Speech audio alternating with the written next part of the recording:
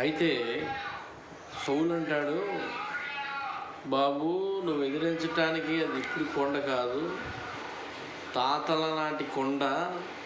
అది ఎత్తెంతో, పొడుగెంతో, హైట్ ఎంతో, వాడి శరీరానికి రాగి కవచాలేంటి, బల్లాలేంటి, ఇవన్నీ నీకు తెలియదు బాబు అని చెబుతూ, వాడు 6 మూరల జానెడు ఎత్తుగల మనిషి యుద్ధ కవచమును ధరించి ఉన్నాడు. ఆ కవచం అందు 1000 తులముల రాగి ఎత్తుగలది. మరియు అతని కాళ్ళకు రాగి కవచమును, అతనికి భుజమును మధ్య రాగి బల్లెం ఒకటి ఉండెను.